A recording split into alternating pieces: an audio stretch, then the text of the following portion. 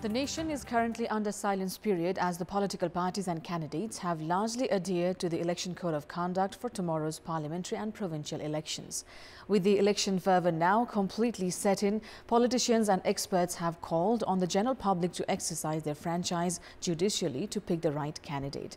Meanwhile, with less than 24 hours now remaining for the voting day, poll experts, however, are yet to predict any vote swings and popular votes. Good morning, I'm Sapsanamma. Let's begin with the top stories of the hour. Voting stations and booths gear up for the poll day. An exodus of people leaving Kathmandu to reach their home districts for the elections tomorrow.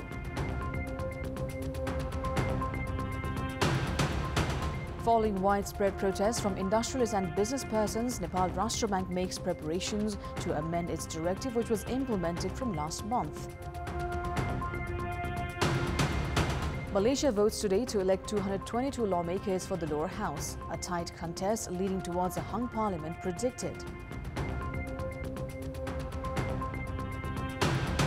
And Qatar World Cup referee Chief Colina says VAR offside decisions will be quicker and more accurate this time.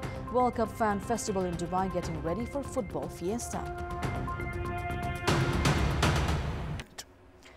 The Election Commission has said that it is minutely monitoring the silence period to avoid any violation of Election Code of Conduct. It is the second and final day of the silence period today.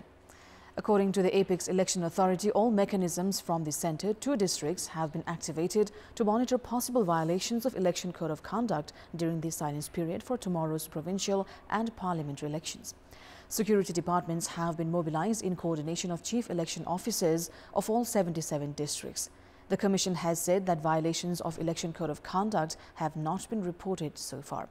It has added that security provisions have been beefed up in voting stations and booths where challenges had surfaced during the May local elections earlier this year. Meanwhile, foreign observers have begun arriving in Nepal to take stock of the general elections. Observers from India, Bhutan, Korea and the Maldives have arrived so far. A total of 825 individuals will be elected to the House of Representatives and the provincial assemblies from the November 20 elections. There are a total of 11,543 candidates, including those from political parties and independent in direct and proportionate categories. Meanwhile, 17,988,570 voters are set to exercise their franchise at the polls. Of the 68 political parties registered at the Election Commission, 61 parties are contesting in the direct category, while 47 are in the fray in the proportionate category. A total of 2,412 candidates are contesting in the direct category of the House of Representatives. Of them, 2,187 are male, while 225 are female candidates. Towards the proportionate category, 2,199 candidates are contesting for the House of Representatives. Of them, 1,313 are female and 1,089 are male candidates. For the Provincial Assembly, 3,224 candidates are in the fray. 150 candidates are contesting in Province 1, 1,007 in Madhya Province, 668 in Bagmati, 225 in Gandaki, 494 in Lumbini, 116 in Karnali and 193 in Sudur Paschim Province. Of the total candidates for the provincial assemblies, 2,943 are male, 2,180 are female and one candidate is of the LGBTIQA community. 3,708 candidates are contesting in the proportionate category of the Provincial Assembly.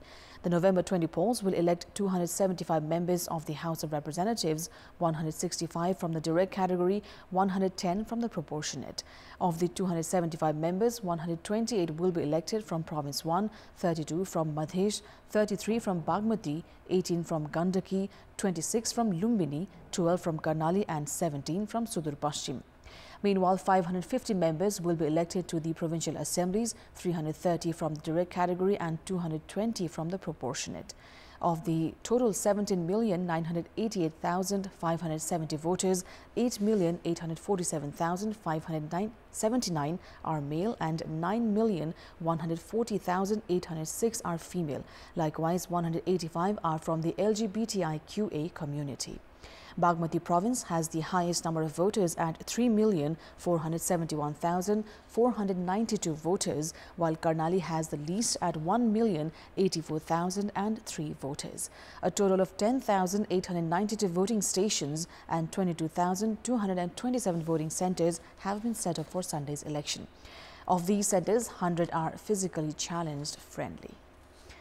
Now, with just under 24 hours remaining for the election of the House of Representatives and the provincial assemblies, the number of individuals leaving Kathmandu to reach their home districts has increased. Thick presence of passengers can be seen in bus parks and exit points of Kathmandu.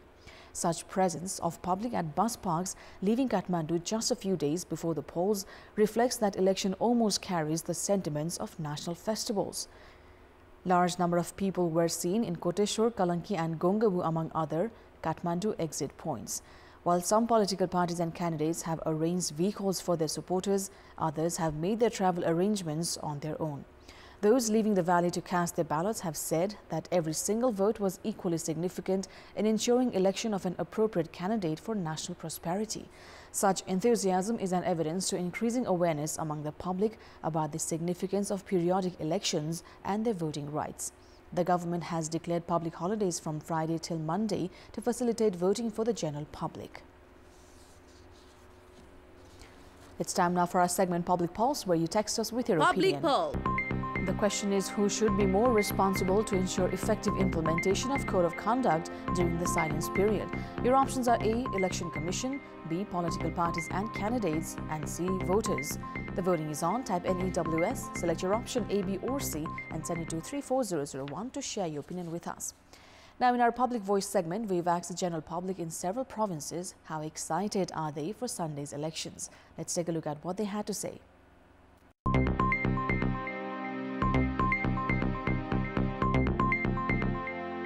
सालपछि म मतदान खसाउन गइरहेको छु आफ्नो जनप्रतिनिधि चुन्न मौका पाएको छु चुनावको लागि त हामी धेरै उत्साहित छौं हाम्रो सबैजना चुनाव खसाउने र शान्तिपूर्ण चुनाव होस् आफूले मन पराएको नेतालाई भोट हाल्न पाइरा छु त्यसैको लागि धेरै खुसी छु आफ्नो नेता चुन्नेको लागि धेरै उत्साही छ भोट दिनुपर्छ मलाई यसमा हाल्नुस् भन्ने पनि कसैले भनेका छैनन् यो त्यति धेरै उत्साहित पनि छैन ठिकै हो फर्स्ट टाइम हो अब जाँदा त चलिहाल्छ नि खासै मतदान गर्न चाहिँ उत्साहित छैन मतदान गर्न म एकदम आतुर छु मलाई चाहिँ एकदम धेरै उत्साह लागिरहेको छ किनभने राम्रो र सक्षम व्यक्ति हामीले चुन्ने एउटा अवसर पनि हो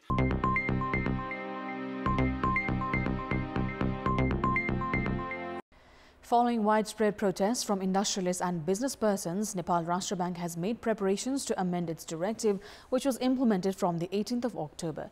The central bank has also asked for recommendations for the amendment of the policy. Such an amendment before the lapse of 1 month from the introduction of the policy shows inadequate preparations of the Nepal Rashtra Bank.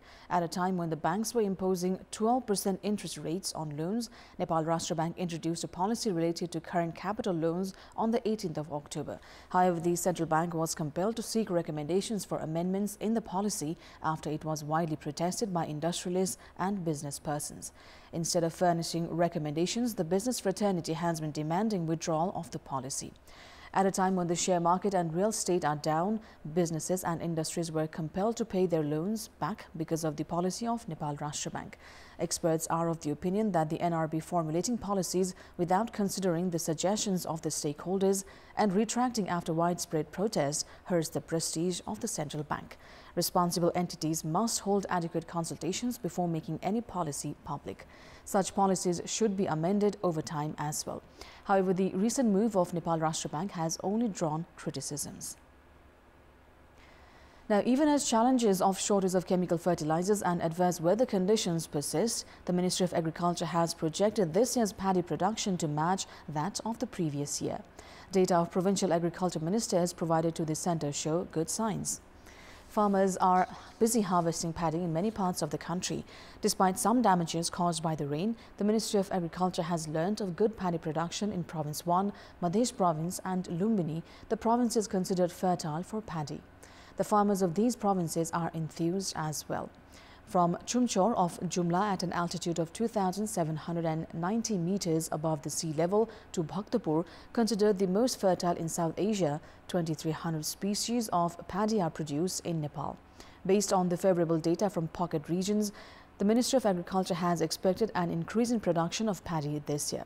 A total of 5,130,000 metric tons of paddy was produced last year.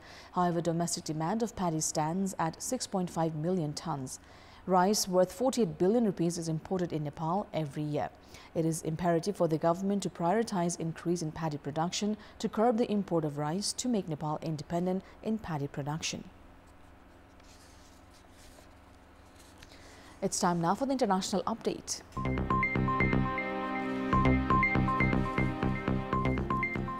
The U.S. has determined that Saudi Arabia's de facto leader, Crown Prince Mohammed bin Salman, has immunity from a lawsuit filed by murdered journalist Jamal Khashoggi's fiancée.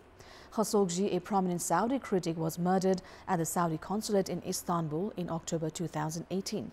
U.S. intelligence has said it believes Prince Mohammed ordered the killing, but in court filings, the U.S. State Department said he has immunity due to his new role as Saudi Prime Minister. Khashoggi's ex-fiancée Hatice Cengiz wrote on Twitter that Jamal died again today with the ruling. She, along with the human rights group Democracy for the Arab World Now, DAWN, founded by Khashoggi, had been seeking unspecified damages in the U.S. from the Crown Prince for her fiancé's murder. The complaint accused the Saudi leader and his officials of having kidnapped, bound, drugged and tortured and assassinated U.S. resident journalist and democracy advocate Jamal Khashoggi. Prince Mohammed was named Crown Prince by his father King Salman bin Abdulaziz Al Saud in 2017. The 37-year-old was then handed the role of Prime Minister in September this year. He denies any role in the killing of Khashoggi. Now, moving on, Malaysia votes today to elect 222 lawmakers for the lower house. The election taking place today looks to be the Southeast Asian nation's tightest since independence in 1957, with opinion polls predicting a hung parliament as no party or coalition is expected to get the majority needed to form a government. Voting is not compulsory and turnout fluctuates. A higher turnout typically tends to favor the opposition, while a lower participation favors the incumbent. Concerns over government stability and leadership come at a time of rising inflation and a cloudy economic outlook and could drive turnout. Pakatan Harapan coalition, led by opposition leader Anwar Ibrahim, is forecast to secure the largest share of votes at 35%, according to a survey by British research firm YouGov on Wednesday. The Perikatan Alliance, led by Muhyiddin, is on course for 20% and Ismail's Barisan National 17%. Qatar World Cup referees chief Pierluigi Collina has said video assistant referee or VAR offside decisions will be quicker and more accurate at the 2022 FIFA World Cup in Qatar after the introduction of a new technology developed by FIFA over the last 3 years. FIFA head of football technology Sebastian Runes said 12 cameras installed in each stadium will track 29 points on the body of each player, and a sensor inside the match ball will send data to the VAR operations room 500 times a second to allow a highly accurate assessment of when the pass was played. The new technology has already been tried out at 2 FIFA tournaments and in test matches at all the stadiums hosting games at the World Cup. Collina said that his team had briefed all the 32 team coaches at 2 workshops and visited each of the team camps to reinforce their message to the players. He added that referees had been instructed to sanction anything that would endanger the health of another player with red cards, including elbows to the face, studs-up tackles and dangerously high feet. Now, FIFA's World Cup Fan Festival in Dubai is getting ready to welcome thousands of people per day to enjoy a football and entertainment program. With the backdrop of the Dubai skyline, the vast space of the FIFA Fan Festival, situated on the city's harbour, will screen every match of the World Cup, which kicks off tomorrow. The event will have a 330 square meters screen that will show 64 games across the 23 days. Organizers expect to welcome 10,000 fans on a daily basis and up to 230,000 in total over the course of the next 23 days. A lineup of international and local artists, DJs and FIFA football legends will entertain the fans between and after matches. The FIFA Fan Festival will also be held in London, Mexico City, Rio de Janeiro, Sao Paulo and Seoul. Now, Poland talisman Robert Lewandowski has said he is preparing for the upcoming World Cup in Qatar as if it could be his last, but the 34-year-old added that he would still be physically fit to play at the next edition in 2026. Poland's record goal scorer Lewandowski has been in terrific form for his La Liga club Barcelona this season, having scored 18 times in 19 games across all competitions. Poland are in Group C at the World Cup and begin the campaign against Mexico on Tuesday. They also face Argentina and Saudi Arabia. Lewandowski said that opponents are likely to focus on marking him in attack during games, a move which Poland will try to take advantage of. Asked about playing in the high temperatures in Qatar, Lewandowski said they knew what to expect.